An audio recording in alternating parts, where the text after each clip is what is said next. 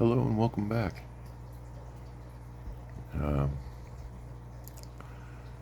in today's episode, we are going to talk about these snake skins because I think they're getting ready to breed. I halfway think they might have laid eggs on the back of this little thing sticking up right here. Okay, they're protecting that spot. They were cleaning it yesterday. If other fish come around, even Big Red, they're working together to sort of herd him away, even though they're both afraid of him. This big guy right here used to hang out in this part of the tank, but since I rearranged it, they've pushed him out and they've chosen this spot. They're definitely cooperating and they're fluttering to each other, and I've never bred Discus before. I've bred other fish, and I believe I'm looking at a pair. We're going to observe this for a while, so if any other Discus owners who understand the behavior better can verify this for me, that would be great. Just leave me a comment. I'm halfway wanting to stick an underwater camera back there to see if they've laid eggs, because they're definitely protecting that spire. And I'm not expecting this to happen right now. I was actually expecting this to happen in 5 or 6 months before we seen this. My research indicates that they tend to breed between 12 and 15 months, and these fish are like 7, maybe 8 months old. But they're large. Like, I've been doing good with my growth rates. So, I mean, they haven't even gotten all their colors in yet, because snake skins, they color late, right? Like, you can see the middle of their bodies is they're not even showing the color yet, but they are definitely pairing off. I'm sure of that. It's got to be. Look at that. Look at that. They're dancing for each other. Oh, he's back to cleaning that spot, so there's probably not eggs there, or they're eating them.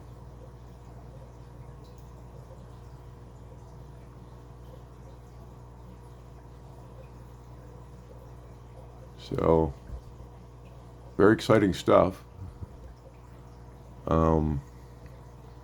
I'm definitely worried a little bit now about how aggressive they'll get in defending this area, but it's been pretty subtle so far. And the other fish seem to be respectful. Now they're all over here, but that's okay. I'm kind of glad I cleared this area out now. If they're gonna do this, they're gonna own this little spot in the tank, and I might have to wall up the back there a little bit more, so there's not an opening over here in the rear, just to help them. But I might just leave things alone. They seem to be content. Now the problem with this is it's basically at least 5 months before I was planning to be in this position, and they probably won't get the first couple of batches of eggs they lay to be successful, because Discus need to learn how to do everything. They need to learn how to eat new food. They need to learn how to mate. They need to learn everything. So, but these two are on their way, and it's kind of nice because they're the same species, and they're likely even related. I'm not sure, but that's different with fish, so it's not really an issue. They're built to deal with that genetically. And yeah, beautiful snake skins pairing off.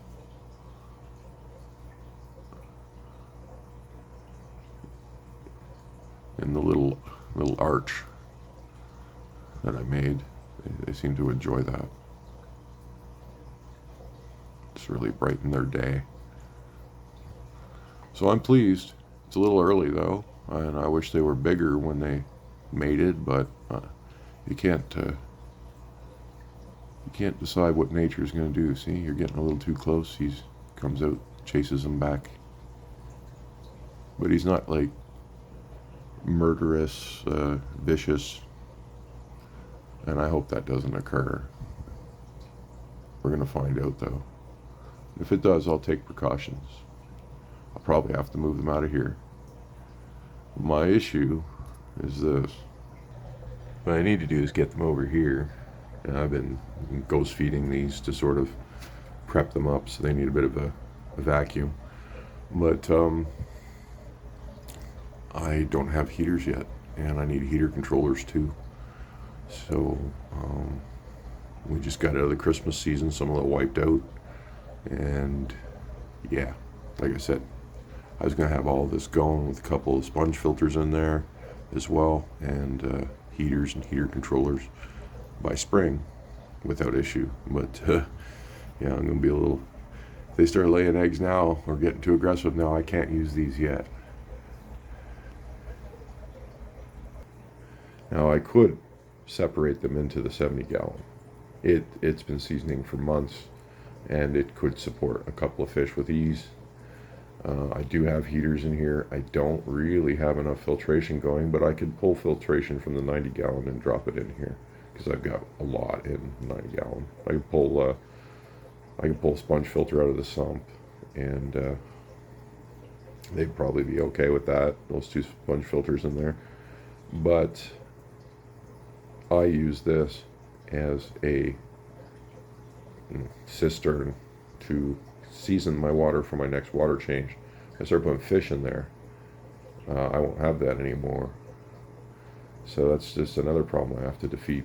I need a couple of big water vats to store water. And I do this because I live in a chloramine city, and it just works better for some reason.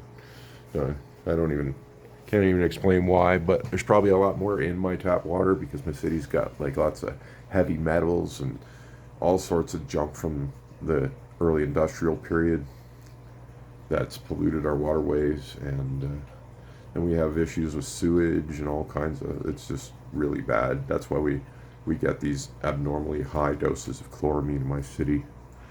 And when you learn about the water here, it's absolutely disgusting what they're doing with it. And,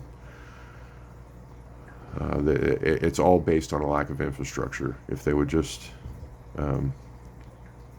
build more infrastructure to deal with heavy rainfalls, we wouldn't be having these issues, and we wouldn't need to dose our tap water with so much damn chloramine. But anyway, that's just something we're all dealing with. This chloramine stuff's kind of hurting the hobby, and people just,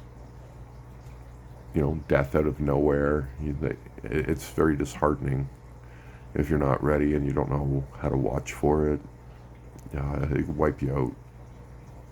So, but anyway, I've been learning.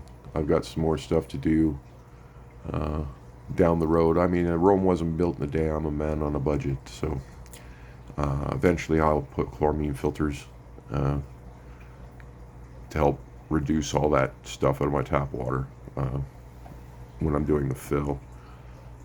Regardless, using those filters, I will continue to use Prime, because Prime's also dealing with my heavy metals and all the other crap that's in my water. And a lot of cities that use chloramine also use chlorine, believe it or not. You'll often get them using a multitude of chemicals in your water. So, and the non-chloramine chemicals tend to gas off. So it's another reason to let your water rest. You're going to gas off a lot of the other garbage. That's why I run bubblers, which are turned down right now because they're a little loud. Yeah, so that's all hurdles I got to deal with, and equipment wise, between now and spring. And I'm probably gonna have a lot more than 2 pairs. I hope I do. So there's definitely another 20-gallon rack going up somewhere, probably with 4 tanks per rack vertically, and I'll just be building those up in my basement. But for now, we definitely, at the very least, have these two deciding they're a pair. And that makes me very happy. Way ahead of schedule, but it's a good problem to have. So, see, they're cleaning up an area. And then they dance, dance, dance, right? Like, it's got to be a pair. And I'm very pleased that the snakeskins chose each other like that, because they're a beautiful, beautiful, like nice round. They're German Stetkers, so good genetics. Should produce some beautiful, beautiful babies.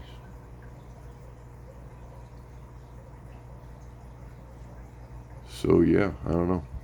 If they get aggressive, I'm got to run out and buy heaters and stuff that I really don't want to have to buy right now, because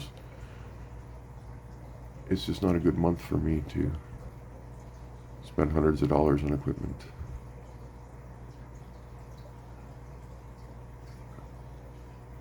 But very pleased. Definitely very pleased. Tanks come along great. You're looking at 2-day-old water. It's beautiful, perfect and crystal clear. I always record my morning videos shortly after I feed.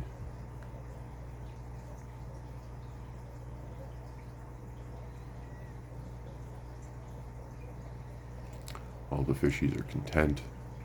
These blue guys are they're in overdrive on growth right now.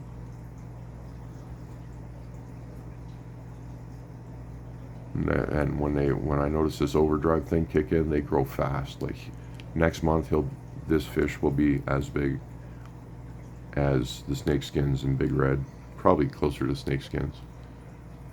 And then once they get this big, they slow down a little bit. Instead of gaining an inch or more a month, they kind of do half an inch a month. Seems to be what's going on. So that's why the smaller ones are catching up to the bigger ones. By spring, they'll all look roughly the same size. Even that little yellow guy. That little yellow guy, I think he's going to be a champion. He's going to be a really nice specimen. I just got to get him eating my food. He's nibbling some beef heart, though. He's had beef heart now for the last 3 days. Just a few bites. He's competing, but he's not super aggressive about it because he's a new guy. So, but he's getting a few bites in here and there, which means, he's got an appetite, and if there's something in his belly, he's not going backwards on me. So that's also good. But I need him to eat more, and he will. He's just got to go watch the other fish eat a little longer, and he's learning from them, so he'll figure it out. And then hunger will push him into trying something new, and once he realizes it's good, we'll be off to the races. So probably good. The rate he's going, I bet you I have him eating everything I throw at him in the next 2 weeks.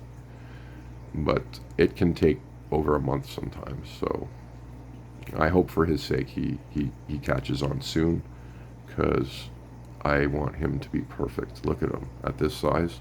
That fish is just gorgeous. Look at that forehead. It's just, he's been eating well. And then, the one behind him, the little orange one there, that's what you don't want to see. I bought her like that. You can go back in my videos, you'll see. I bought her owl-eyed, and I just didn't know better. I was like, wow, is that ever a pretty fish? And she is a pretty fish, but she's not growing. She's stunted right out hard. And I don't know what to do about it. I just keep my water clean and keep feeding her good. And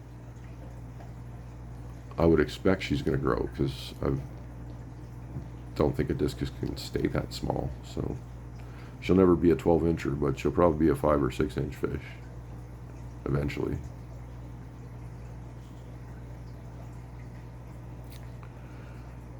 So that's where we're at today. Oh, this one's come out to play a little bit, and Let's see here. Let's see if this one's coming around. Let's see what he does about it. Coming in and protect his spot.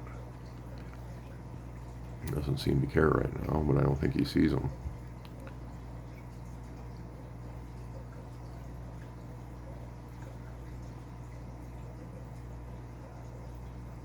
He saw that one though. And then he's coming around to flank him.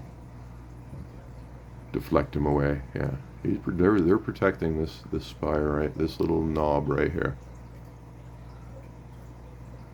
So I will keep you posted. I will keep you posted. This is very exciting stuff. I hope you all have a wonderful day.